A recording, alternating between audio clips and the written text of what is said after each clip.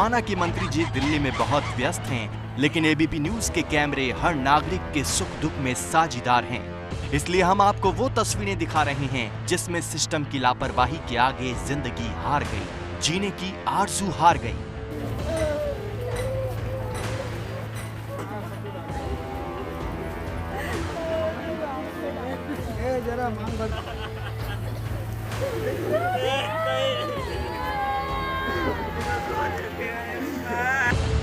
शायद इससे पता चले कि कैसे देश कोरोना के बड़े ज्वालामुखी पर बैठा है और उस ज्वालामुखी का लावा अंदर ही अंदर इस देश को जला रहा है।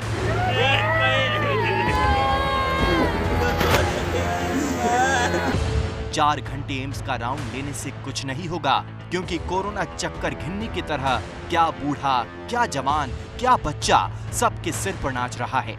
और हाँ, जिस आशावाद के रथ पर सवार होकर मंत्री जी अपने 30 जनवरी वाले मार्ग से चलकर एम्स पहुंचे थे, वो आशावाद कोरोना की पॉजिटिविटी रेट के आगे दम तोड़ देता है। 25 मार्च के बाद से पॉजिटिविटी रेट 5% से ज्यादा है। 10 अप्रैल से ये लगातार 10% से ज्यादा है। 16 अप्रैल को पॉजिटिविटी रेट अब तक का सबसे ज्यादा यानी 14.75% पहुंच गया।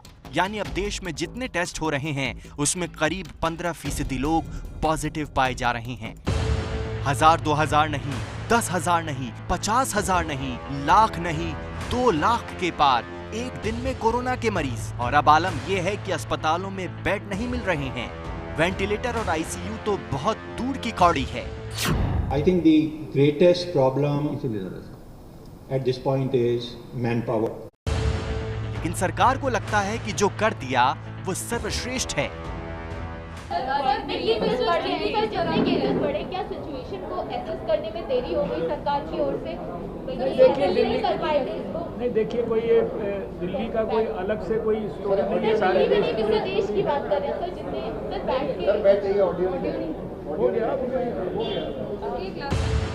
बताइए कि सरकार की आंखों की नींद इस कोरोना ने चुरा ली थी, लेकिन जगी हुई आंखें उस खतरे को नहीं देख पाई जो उनकी आंखों के सामने महामारी की तिल से ताड़ बन गया। तस्वीरें वाकई में आपको हिला कर रख देती हैं। और अब आपको बंगाल लिए चलते हैं। बंगाल इसलिए कि वहां पर चुनाव चल रहे हैं और चुनाव प्रचार के आगे कोरोना दौड़ रहा है और वहां कोरोना के मामले लगातार बढ़ते जा रहे हैं। लेकिन ना नेताओं की कान पर जू रेंग रही है और ना ही चुनाव आयोग की। आज चुनाव आयोग ने सर्वदलीय बैठक कोलकाता में बुलाई थी और उसके बाद दिल्ली के चुनाव आयोग ने, केंद्रीय चुनाव आयोग ने कुछ फैसले किए हैं और ये है आखिरी 3 चरणों में चुनाव प्रचार 72 घंटे पहले बंद हो जाएगा। शाम 7 से सुबह 10 बजे के बीच चुनाव प्रचार अब नहीं होगा।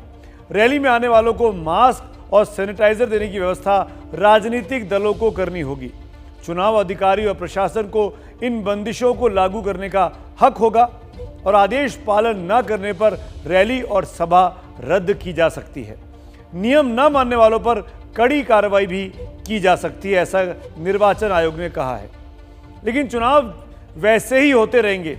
आज सर्वदलीय बैठक में क्या हुआ ये तो हमने आपको बता दिया, लेकिन अब हम आपको ये दिखाते हैं कि आखिर चुनाव आयोग क्या कर सकता था जो उसने आज नहीं किया, और नहीं किया तो वो कोरोना कर देगा जिसकी कीमत हमें लंबे अरसे तक चुकानी पड़ेगी। चुनाव आयोग चाहता तो कोरोना प्रोटोकॉल का उल्लंघन करने वाले नेताओं पर चुनाव लड़ने की पाबंदी लगा सकता था, अब भी लगा सकता है। ये सुझाव है हमारा।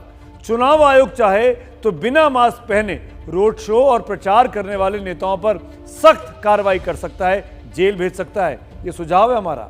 चुनाव आयोग चाहे तो रोड शो और रैलियों की संख्या को सीमित कर सकता है और वो चाहे तो डिजिटल और ऑनलाइन चुनाव प्रचार पर जोर दे सकता है, मैंडेटरी कर सकता है और राजनीतिक पार्टियों को उसको मानना होगा। ये सुझाव है हमारा।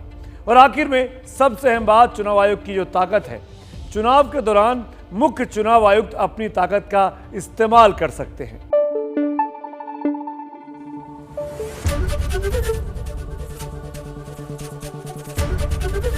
एबीपी न्यूज आपको रखे आगे।